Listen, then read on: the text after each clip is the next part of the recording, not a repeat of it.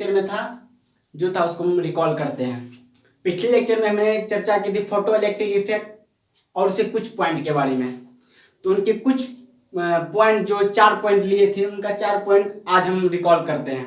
पहला पॉइंट था जब मेटल सरफेस पर लाइट पड़ता है तो इलेक्ट्रॉन इजेक्ट करता है, इलेक्ट्रॉन मूव करता है।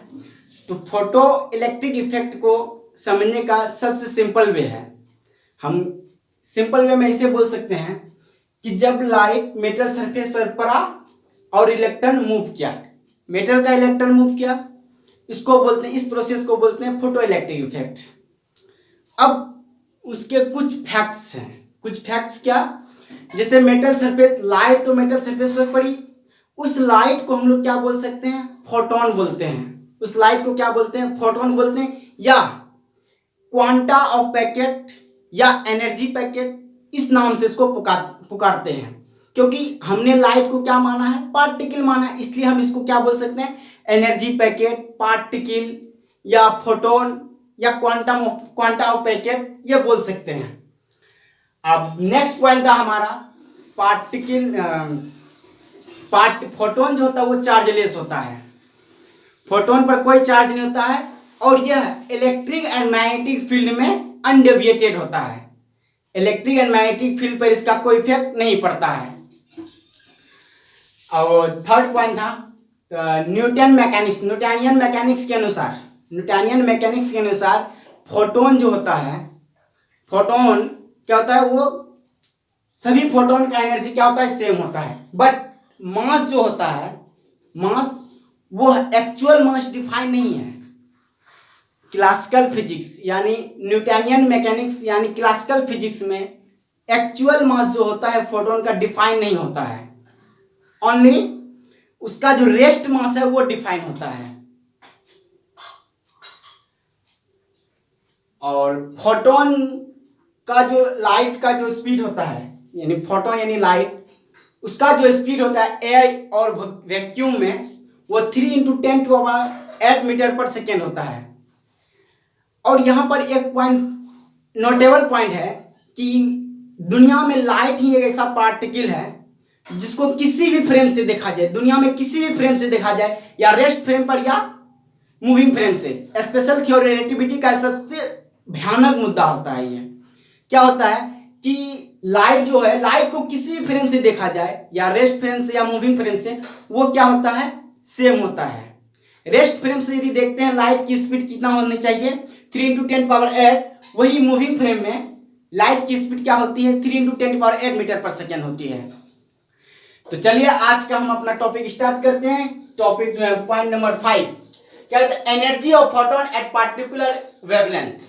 वेवलेंथ का सिंबल लैम्डा होता है, it's same and momentum same. क्या होता है, किसी पार्टिकुलर वेवलेंथ के लिए फोटोन का जो एनर्जी होता है वो सेम होता है। एंड नेक्स्ट पॉइंट है हमारा the collision of photon with material particle is assumed as perfectly elastic. मतलब कहता है कि जब फोटोन मेटल सरफेस पर पड़ता है उसमें मेटल और लाइट पार्टिकल क्या करता है, कोलिजन करता है। ये जो कोलिजन होता है वो परफेक्टली इलास्टिक कोलिजन होता है। क्या होता है, परफेक्टली इलास्टिक कोलिजन। अब कोई चीज परफेक्टली इलास्टिक हो, इस चीज का पता हमें कैसे चलेगा, कोई चीज परफेक्टली इलास्टिक हो, इस चीज का पता करने के लिए हमें यह याद करना जरूरी है कि उसका फाइनल मोमेंटम इनिशियल मोमेंटम के बराबर हो, फाइनल मोमेंटम इनिशियल मोमेंटम के बराबर हो। यदि आप फाइनल मोमेंटम इनिशियल मोमेंट को नहीं फाइंड कर पा रहे हैं, नहीं ढूंढ पा रहे हैं, तब हमको नेक्स्ट पॉइंट खोजना है कि उसकी kinetic energy, initial kinetic energy equal to final kinetic energy होनी चाहिए। जाहिर सी बात है, यदि यहाँ पर काइनेटिक एनर्जी की चर्चा हुई है तो 100% मोमेंटम की भी चर्चा होगी, क्योंकि जब तक कोई बॉडी मूव नहीं करेगा तब तक काइनेटिक एनर्जी नहीं हो सकती है। अब मोमेंटम हमारा क्या होता है, P = mv।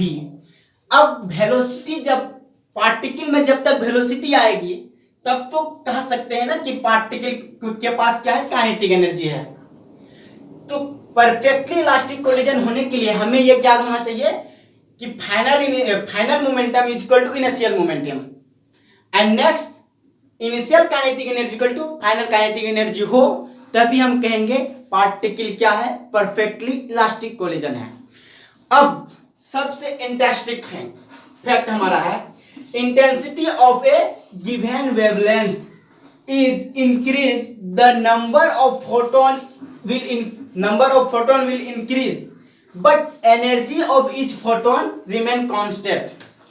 सबसे इंटरेस्टिंग पॉइंट क्या कहता है कि यदि इंटेंसिटी को बढ़ा दिया जाए, यदि लाइट के इंटेंसिटी को बढ़ा दिया जाए, नंबर ऑफ फोटोन बढ़ जाएगा, नंबर ऑफ फोटोन बढ़ जाएगा, बट लेकिन उससे निकलने वाले जो फोटोन है उनकी एनर्जी क्या रहेगी, कांस्टेंट रहेगी। Let us see some example here. हमारे पास दो बल्ब है, एक 50 वाट का बल्ब है और एक 100 वाट का बल्ब है, 100 वाट का बल्ब है। 50 वाट का जो बल्ब है उसका क्या है, लेस इंटेंसिटी है, और 100 वाट का जो बल्ब है उसकी इंटेंसिटी ज्यादा है। और ये बल्ब जो येलो कलर की है, किसी भी पार्टिकुलर कलर के लिए, किसी भी एक निश्चित कलर के लिए वेवलेंथ जो होता है वो हमेशा सेम होता है। ये सबसे अच्छी पॉइंट है। दुनिया में कोई भी वेवलेंथ, कोई भी लाइट हो, एक पार्टिकुलर वेवलेंथ एक किसी सिचुएशन के लिए मान लिया जाए तो उसका वेवलेंथ क्या होता है, सेम होता है। अब वेवलेंथ सबका सेम, हम जान गए येलो कलर 50 वाट का बल्ब है, 100 वाट का बल्ब है जिसका कलर क्या है, येलो कलर है, कलर सेम है तो वेवलेंथ सेम हुआ। लेकिन इंटेंसिटी सबका डिफरेंस है, तो कम इंटेंसिटी वाले बल्ब में नंबर ऑफ फोटोन कम निकलेगा। किसके कंपैरिजन में, जिसके पास 100 वाट का बल्ब है, 100 वाट के बल्ब के पास से ज्यादा फोटोन निकलेगा तो 50 वाट के बल्ब के पास से कम फोटोन निकलेगा। लेकिन ये दोनों फोटोन का जो एनर्जी होगा, इन दोनों फोटोन का जो एनर्जी होगा वो क्या होगा, सेम होगा। मान लेते हैं energy of one photon in 50 watt bulb के लिए, 50 वाट के बल्ब से जो फोटोन निकल रहा है उनका एनर्जी को हम क्या मान लेते हैं, एनर्जी निकाल लेते हैं। पहले 50 वाट की बल्ब जो है उसका एनर्जी हम लोग क्या मान लेते हैं, E बराबर hc/λ। तो 100 वाट से जो निकलने वाली बल्ब है, 100 वाट से जो निकलने वाले फोटोन है, 100 वाट से निकलने वाला जो फोटोन है उसकी एनर्जी भी क्या होगी, hc/λ। यह सबसे इसका खासियत है कि इंटेंसिटी बढ़ाए, नंबर ऑफ फोटोन बढ़ा, लेकिन energy of each photon remain constant. ये सबसे अच्छी पॉइंट है। अब हम लोग नेक्स्ट लेक्चर में चर्चा करेंगे इमिशन ऑफ इलेक्ट्रॉन। हमारा सबसे अच्छा टॉपिक होगा emission of electron. Emission of electron basically 3 type के होते हैं जो आगे के लेक्चर में आपको डिलीवर किया जाएगा। So thank you very much.